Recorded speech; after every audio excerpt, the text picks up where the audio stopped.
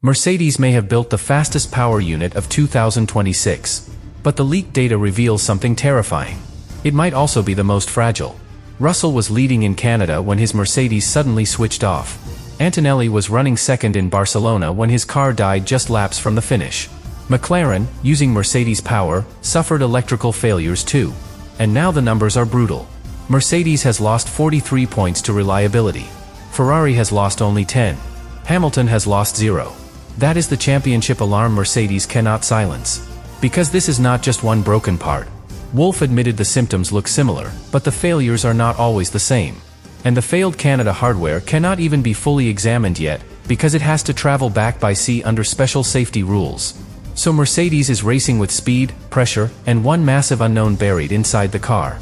If the fastest engine on the grid cannot survive the race, Hamilton does not need to beat Mercedes on pure pace. He only needs to finish while they break. Subscribe to the channel. To understand why this crisis is so dangerous for Mercedes, you have to separate speed from trust. Speed is what everyone sees. Trust is what wins championships. At the start of the season, Mercedes had speed. More than enough to scare the entire paddock. The new 2026 regulations had turned the power unit into one of the most complex weapons Formula One has ever seen. The electrical system carried more responsibility. The battery had to work harder.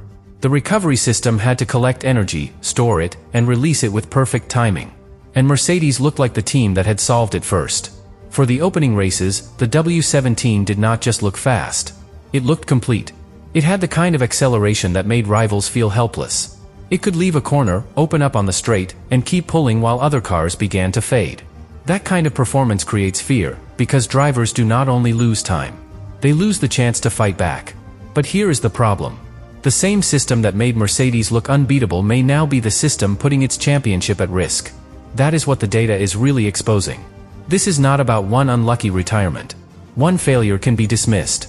A bad component. A strange weekend. A rare electrical fault that disappears after investigation. Formula One teams can survive one shock. Mercedes is not facing one shock. It is facing a pattern. Russell's car switched off in Canada while he was leading. Antonelli's car switched off in Barcelona while he was running second. McLaren, using Mercedes power, had its own electrical and power unit troubles. And every time one of these failures happens, the same fear grows larger. What if Mercedes' greatest weapon is operating too close to the edge? That is the question nobody inside the team wants to hear, because it changes the meaning of their early dominance. Maybe Mercedes was not just faster because it had found a safer, smarter answer. Maybe it was faster because it was asking more from the electrical side than anyone else dared to ask. That does not mean the car is illegal. That does not mean the engineers made a reckless mistake. It means the new era may be punishing the very team that pushed the hardest. And that is how Formula One works at the limit. The fastest solution is rarely the calmest one. It lives near heat, stress, vibration, voltage, and pressure. It gives you lap time, but it demands a price. And sometimes, that price does not appear in testing. It waits until the race. Until the car is heavy with fuel. Until the driver is pushing. Until the battery has been charged and discharged again and again. Until the system reaches the one moment it cannot survive. Then everything goes quiet. For Russell in Canada, that silence was worth 25 points. He was leading. Mercedes had the race in its hands. Then the W17 shut down on lap 30. No long recovery. No clever strategy response. No chance to fight back. The race was gone in an instant. That kind of failure hurts more than being overtaken. If another driver beats you on track, at least the fight exists. You can study the move. You can understand the pace. You can come back with an answer. But when the car simply switches off, the driver is powerless. The team is powerless. The race ends without negotiation. And that is why reliability failures are so psychologically brutal. They steal control. Mercedes is a team built around control. Controlled preparation. Controlled engineering. Controlled communication. Controlled strategy. For years, that has been part of its identity. Even under pressure, Mercedes wants to look measured. It wants problems reduced to data, decisions, and process. But a sudden power unit shutdown is not a controlled problem in the moment. It is a door slamming shut. After Canada, Mercedes began looking for the cause. The failed energy recovery system module had to be removed and handled carefully. Because these are high-voltage components, damaged hardware can create serious safety risks. It could not simply be thrown onto a plane and rushed back like a normal racing part. It had to travel by sea.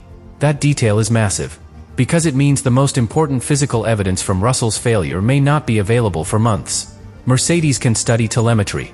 It can compare data. It can look at temperatures, voltage behavior, warning signs, and electrical patterns. But the actual failed part, the thing that could reveal the deeper truth, is not immediately in the engineer's hands. That creates a terrifying gap. Mercedes has to keep racing before it has the full answer. Imagine trying to repair a locked safe while the key piece of the broken mechanism is still being shipped across the ocean. You can guess. You can listen. You can study scratches around the lock. But until you open it and see the damage, you cannot be completely sure. That is the position Mercedes is in. And while they wait, every race becomes a risk. This is where the championship begins to feel fragile. Not because Mercedes has no performance. They have plenty. Not because the W17 is suddenly a poor car. It is not. The problem is that performance becomes dangerous when the team cannot fully trust the system underneath it. If Mercedes pushes the electrical deployment aggressively, it may protect its speed advantage. But it may increase the stress on the components. If Mercedes runs more conservatively, it may protect reliability. But it may give Hamilton and Ferrari the pace window they need. That is the impossible choice.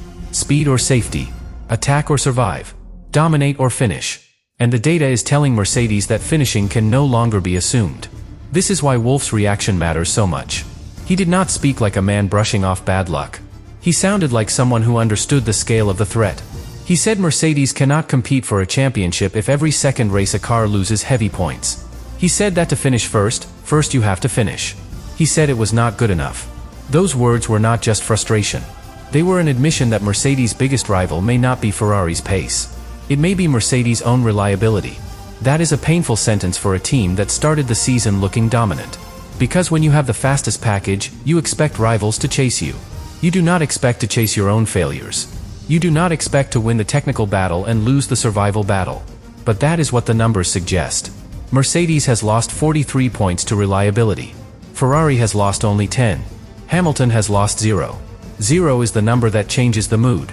Because Hamilton does not need every Ferrari upgrade to be perfect if Mercedes keeps throwing away results. He does not need to outpace them at every circuit if he can keep finishing while they keep suffering shutdowns. He does not need the fastest car every weekend if the fastest car cannot guarantee it will reach the flag. That is the uncomfortable truth. Reliability turns patience into a weapon. Hamilton knows this. Ferrari knows this. Mercedes knows this too. Every time Hamilton finishes cleanly, the pressure rises. Every time a Mercedes power unit creates doubt, Ferrari gains belief. Every time Wolff has to talk about failures, the championship feels less like a Mercedes procession and more like a countdown. How many more failures can they survive?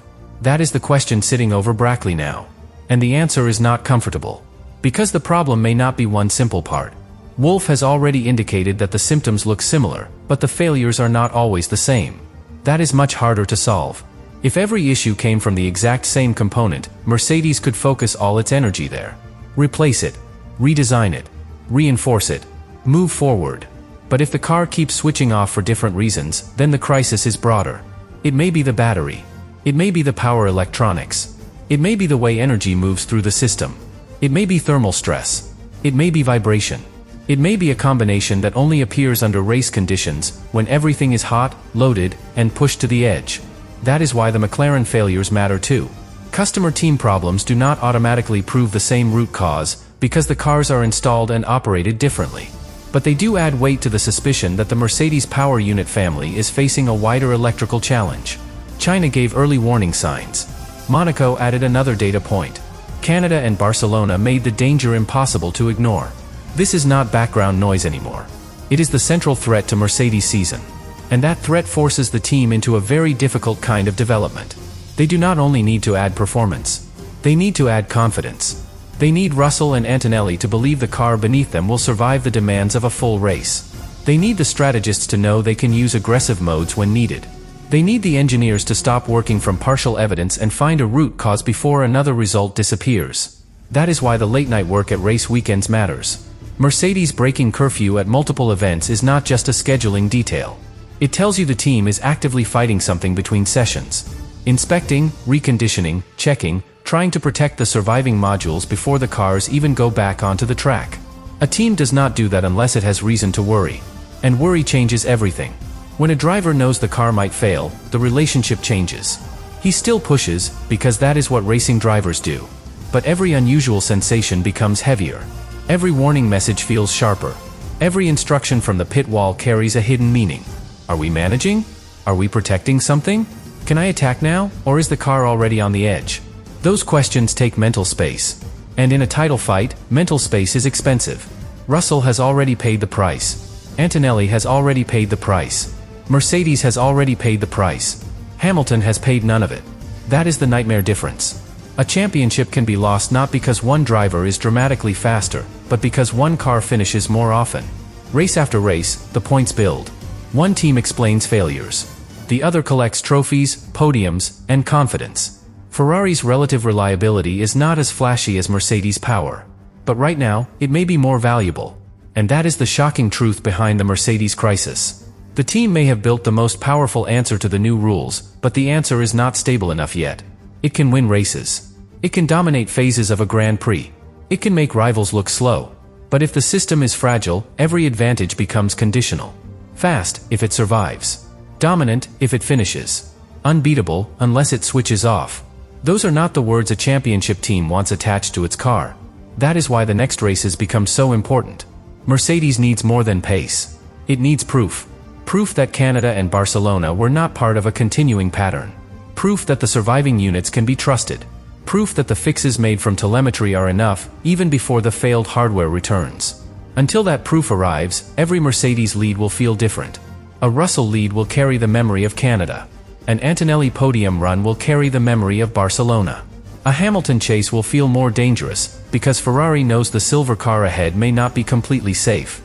That is how a reliability crisis changes the whole championship without changing the stopwatch. Mercedes can still be fast. But the paddock will now watch for weakness. Every slowdown. Every radio message. Every late-night inspection. Every battery-related rumor. Every time a Mercedes car exits a corner and the power delivery looks even slightly strange, the same question will return. Is it happening again? That question is poison. And until Mercedes answers it with clean race finishes, the crisis will remain alive.